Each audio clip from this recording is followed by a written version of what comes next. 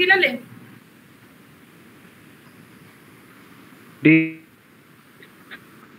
Hello, DGC. DGC, আচ্ছা। হ্যাঁ ma'am, DGC. আচ্ছা,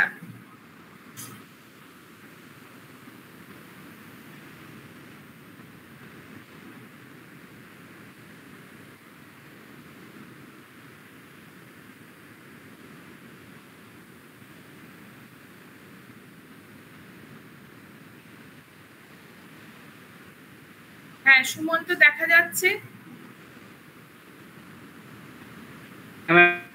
হ্যাঁ বলো বলো।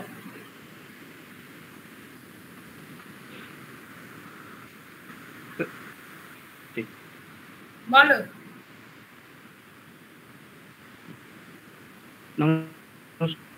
আমি কলেজের ছাত্র। আজকে হচ্ছে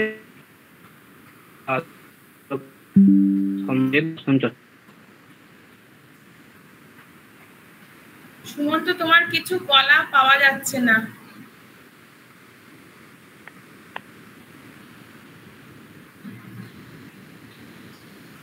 বলো।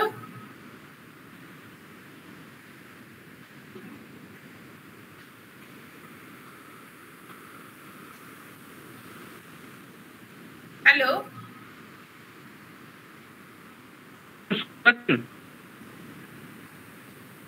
হ্যাঁ বলো।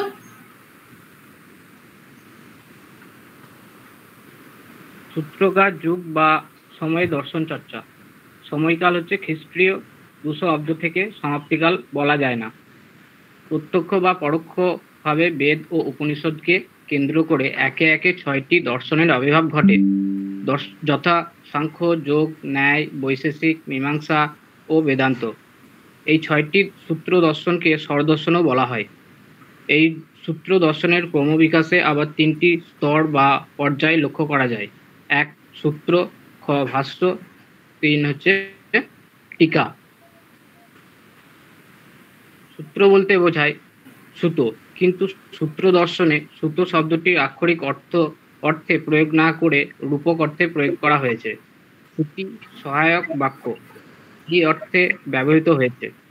সূত্র দিয়ে যেমন বিভিন্ন ফুলকে গ্রন্থিবদ্ধ করে মালা সৃজন করা যায়, তেমনি এই সূত্র অর্থাৎ স্মৃতি সহায়ক বাক্য দ্বারা দর্শনের জটিল তথ্যসমূহকে গ্রন্থিবদ্ধ করা হয়েছে।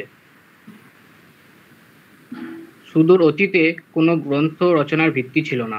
তখন মুনি ঋষিরা অতি সংক্ষেপে সংক্ষিপ্ত বাক্যের মাধ্যমে শিষ্যদের বিভিন্ন দার্শনিক সমস্যা সম্পর্কে, সমস্যার সমাধান সম্পর্কে, সম্ভাব্য আপত্তির নিরাশ সম্পর্কে শিক্ষা দিতেন, যাতে শিষ্যদের পক্ষে ওইসব জটিল বিষয় বাক্যের মাধ্যমে মনে রাখা সম্ভব হতে পারে। মৌখিক শিক্ষার প্রচলিত থাকার জন্যই স্মৃতি সহায়ক বাক্যের অর্থাৎ সূত্রের প্রয়োজন হয়। স্বরদর্শনের প্রতিটি দর্শন এই জন্য সূত্রাকারে প্রকাশ পেয়েছে। মূল সূত্র রচনাগুলি হল: সাংখ্য দর্শনের মূল রচনা কপিলের সাংখ্যসূত্র, যোগ দর্শনের মূল রচনা পতঞ্জলি যোগসূত্র, ন্যায় দর্শনের মূল রচনা গৌতমের ন্যায়সূত্র, বৈশেষিক দর্শনের মূল রচনা কণাদের বৈশেষিক সূত্র, মীমাংসা দর্শনের মূল রচনা জৈমিনীর মীমাংসা সূত্র, বেদান্ত দর্শনের মূল রচনা বাদরায়ণ এর ব্রহ্মসূত্র। নমস্কার, আমি এখানেই আমার প্রেজেন্টেশন সমাপ্ত করলাম। বাহ, খুব সুন্দর হয়েছে সুমন্ত, সত্যিই খুব সুন্দরভাবে বলেছে কিন্তু, তাই না? তাহলে এইখানে শুধু সুমন্ত তোমার তুমি অনেক তথ্য আমাদের দিয়েছো, ঠিক কথা, কিন্তু এইখানে আমি তোমাকে একটা ছোট্ট কথা জিজ্ঞাসা করব, যে এই যে তুমি এই একটা জায়গায় তুমি তোমার থার্ড স্লাইডে তুমি বলছো যে এখানে মুনি ঋষিরা শিষ্যদের, তাদের গুরু শিষ্যকে কিভাবে শিক্ষাদান করছেন, না সেখানে হচ্ছে যে কথার মাধ্যম দিয়ে বা কোনো সূত্রের মাধ্যম দিয়ে বা কোনো উদাহরণের স্বরূপের মাধ্যম দিয়ে, এমনকি অনেক সময় কোনো গল্পের মাধ্যম দিয়ে আমরা পাই যে একটা গূঢ় তত্ত্ব, মানে একটা খুব কঠিন একটা বিষয়, জীবনের যে শিক্ষা বা জীবন কেন্দ্রিক যে দর্শন, সেইটা কিন্তু তারা বুঝিয়ে দিচ্ছে, তাই তো? তাহলে এইরকম তুমি কোনো এক্সাম্পল দিতে পারো কি?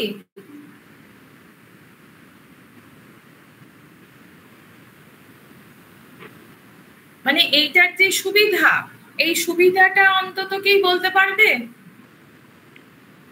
হ্যাঁ ম্যাম, যে কোনো বিষয় আমরা যদি ছোট আকারে বুঝে নিই, সেটা আমাদের পরবর্তীকালে মানে পরবর্তীকালে সেটা মানে সেটা মনে রাখতে সুবিধা হয়। আর হ্যাঁ, সেক্ষেত্রে আমাদের মানে বেশি হচ্ছে খাটটানি বা হচ্ছে মানে ওভারলোডেড হওয়া যায় না। সেক্ষেত্রে আমাদের সুবিধা হয়, যেহেতু সংক্ষেপে আমরা যে কোনো জিনিসকে আমরা মনে রাখি। হ্যাঁ, সূত্র মানে হচ্ছে একটা বড় মাপের চিন্তার একটা হচ্ছে খুব ছোট আকার, কিন্তু খুব দরকারি এবং খুব গুরুত্বপূর্ণ যে অংশটি, সেটি তুমি মনে রাখছো, এবং সেটাকে যখন তুমি বৃহৎ আকারে দিচ্ছ, যেরকম তুমি বললে ভাষ্য, টিকা ইত্যাদি, তার এক্সপ্লেনেশন যখন হচ্ছে, তখন আসল থিওরিটা কিন্তু আমরা পাচ্ছি, সেটা কিন্তু অনেক বৃহৎ আকারে হচ্ছে, তাই তো?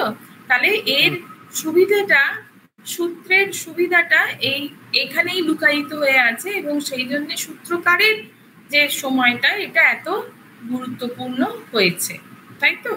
ঠিক আছে, সুমন্ত খুব ভালো বলেছে। এবার